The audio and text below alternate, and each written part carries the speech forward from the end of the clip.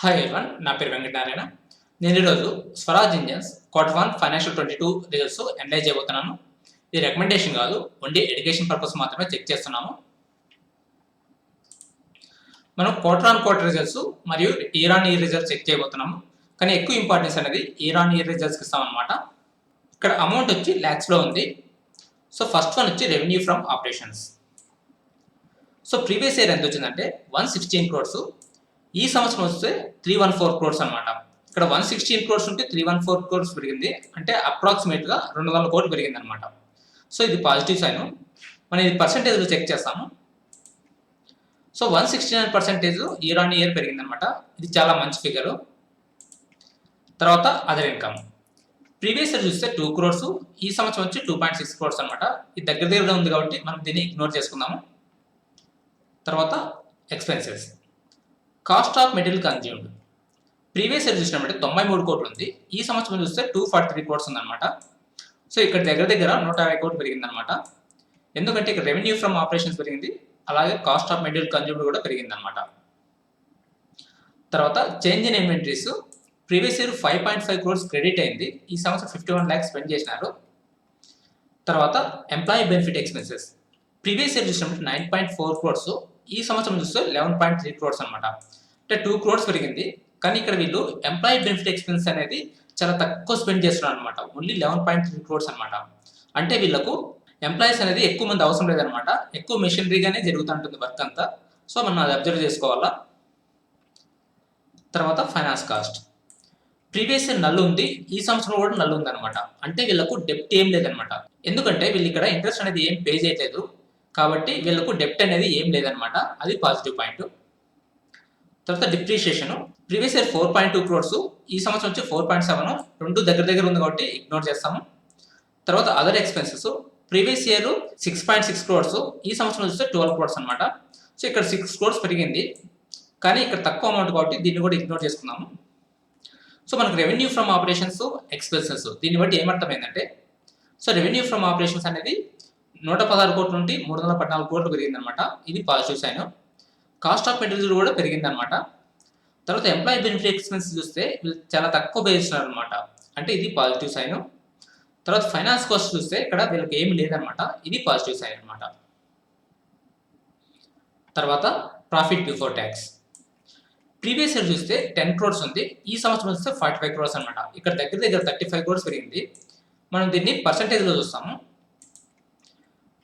So ఇక్కడ 321% పెరిగింది అనమాట. ఇది చాలా మంచి ఫిగరు.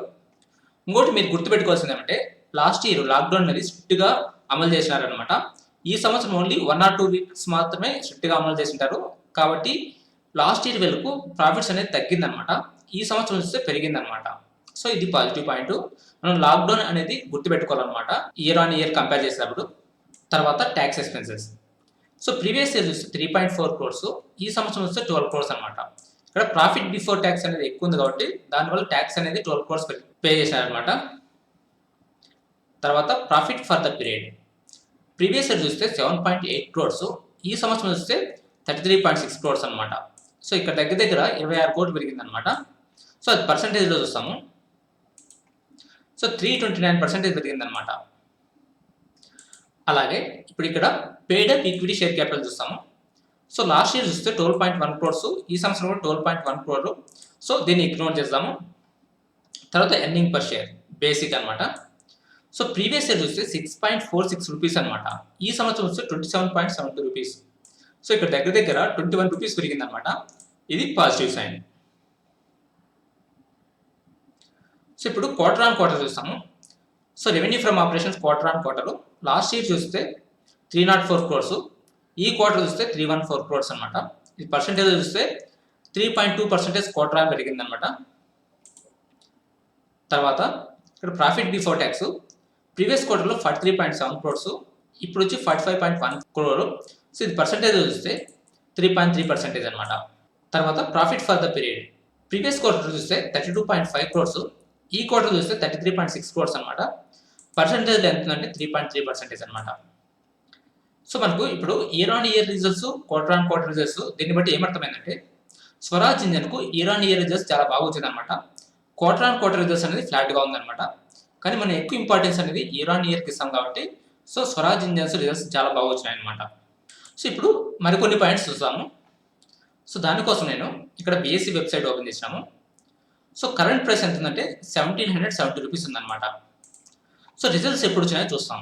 సో ఇక్కడ outcome of the board meeting ఇక్కడ చూసినామంటే రిజల్ట్స్ అనేది మధ్యాహ్నం 1 o'clock వచ్చిందనమాట. అంటే అది మార్కెట్ అవర్స్ అనమాట. సో మార్కెట్ అవర్లో రిజల్ట్స్ వచ్చినాయి. అలాగే రిజల్ట్స్ అనేది చాలా బాగా వచ్చింది. కానీ ప్రైస్ చూసినామంటే రిజల్ట్స్ బాగా వచ్చినాయి, కానీ ఇక్కడ ప్రైస్ అనేది కొంచెం తగ్గిందనమాట. ఇది గుర్తుపెట్టుకోవాలి. తర్వాత ఇప్పుడు డివిడెండ్ చూస్తాము. డివిడెండ్ చూసినామంటే ఇక్కడ 2020లో డివిడెండ్ ఎంత ఇచ్చినారంటే 40 రూపీస్ ఇచ్చినారనమాట. అదే 2021కి వచ్చేలకు ఇక్కడ 69 రూపీస్ ఇచ్చినారనమాట. అంటే డివిడెండ్ ఇక్కడ 40 రూపీస్ నుండి 69 రూపీస్ పెరిగిందనమాట. ఓకే, సో ఇది ఇక్కడ దగ్గర దగ్గర 60-70% పెరిగిందనమాట డివిడెండ్ అనేది. సో ఇది పాజిటివ్ పాయింట్ అనమాట. ఇప్పుడు ప్రైస్ చూస్తాం. సో ఇక్కడ రేట్ స్టార్ డాట్ ఇన్లో లాస్ట్ 1 year ప్రైస్ చూస్తాను. సో ఇది వచ్చి లాస్ట్ 1 year ప్రైస్ అనమాట. సో 1 year ముందు దీని ప్రైస్ ఎంత ఉందంటే 1430 రూపీస్ ఉందన్నమాట. కరెంట్ ఇప్పుడు చూసినామంటే 1770 అనమాట. అంటే 1430 నుండి 1770 పెరిగిందనమాట. అది ఎంత పెరిగిందంటే 270 + 70 దగ్గర దగ్గర 340 రూపీస్ పెరిగిందనమాట 1 yearలో. ఓకే, 340 రూపీస్ పెరిగింది. కానీ ఇప్పుడు రిజల్ట్స్ చూస్తాం. రిజల్ట్స్ చూసినామంటే లాస్ట్ జూన్లో లాక్డౌన్ వల్ల వీళ్ళ ప్రాఫిట్స్ అనేది తగ్గింది. సో ఎంత తగ్గిందంటే 53% తగ్గిందనమాట. ఇక్కడ లాస్ రాలేదు, వీళ్ళకి ప్రాఫిట్స్ తగ్గిందనమాట. తర్వాత సెప్టెంబర్ క్వార్టర్లో 6.8% పెరిగింది. తర్వాత డిసెంబర్లో 94% పెరిగింది. తర్వాత మార్చ్లో 105% పెరిగింది అనమాట. అలాగే ఇక్కడ మనం సేల్స్ చూసినామంటే జూన్లో వచ్చి 43% తగ్గింది. తర్వాత సెప్టెంబర్లో పెరిగింది, మళ్ళీ డిసెంబర్లో పెరిగింది, మార్చ్లో పెరిగింది అనమాట. ఓన్లీ జూన్ క్వార్టర్లో లాక్డౌన్ వల్ల తగ్గింది, మిగతా క్వార్టర్లు అంతా బాగా వచ్చిందనమాట. ఇది పాజిటివ్ పాయింట్. రిజల్ట్స్ అనేది చాలా బాగా వచ్చినాయి లాస్ట్ 4 quarters. కానీ దీని ప్రైస్ అనేది ఎక్కువ పెరగలేదు అనమాట. ఓన్లీ 340 రూపీస్ పెరిగింది అనమాట. సో మనం అది అబ్జర్వ్ చేసుకోవాలి. ఇప్పుడు మనం వాల్యుయేషన్ రేషియోస్ చూస్తాము. సో దానికోసం ఇక్కడ స్క్రీనర్ డాట్ ఇన్ ఓపెన్ చేశాను. ఇక్కడ ROCE ఎంత ఉందంటే 48% ఉందన్నమాట. ఇది చాలా మంచిది అనమాట. అలాగే ROE అనేది 35% ఉందన్నమాట. ఇది మంచిది అనమాట. వీళ్ళకి డెప్ట్ టు ఈక్విటీ అనేది 0 ఉందన్నమాట. అంటే వీళ్ళకి డెప్ట్ అనేది ఏం లేదనమాట. అలాగే ఇక్కడ ప్రైస్ టు సేల్స్ చూసినామంటే 1.8 ఉందన్నమాట. సో ఇక్కడ వాల్యుయేషన్స్ అనేది చాలా చీప్గా ఉందన్నమాట. ఇది పాజిటివ్ పాయింట్. అలాగే ఇక్కడ కరెంట్ ప్రైస్ వచ్చి 1770. సో రిజల్ట్స్ రాకముందు దీని PE ఎంత ఉందంటే 23.2 ఉందన్నమాట. రిజల్ట్స్ అనేది చాలా బాగా వచ్చినాయి. బాగా రావడం వల్ల దీని PE అనేది 18.1కి వచ్చిందనమాట. ఇక్కడ 5 points తగ్గిందనమాట. ఇది పాజిటివ్ పాయింట్. ఈ కరెంట్ PEని 3 years మీడియన్ PEతో కంపేర్ చేస్తాము. 3 years మీడియన్ PE అనేది 20.93 ఉంది. కరెంట్ PE అనేది 18.1 అనమాట. అంటే 3 years మీడియన్ PEతో చూస్తే ఇక్కడ current Swaraj engines under valued ఉంది. అలాగే కరెంట్ ఓవరాల్ మార్కెట్లో కూడా ఇది చీప్గా దొరుకుతుంది అనమాట. సో ప్రోస్ వచ్చి 0 డెప్ట్, అంటే వీళ్ళకి అప్పులు అనేది ఏం లేవు. అలాగే ఇయర్ ఆన్ ఇయర్ రిజల్ట్స్ అనేది చాలా బాగా వచ్చిందనమాట. ఇది పాజిటివ్ పాయింట్.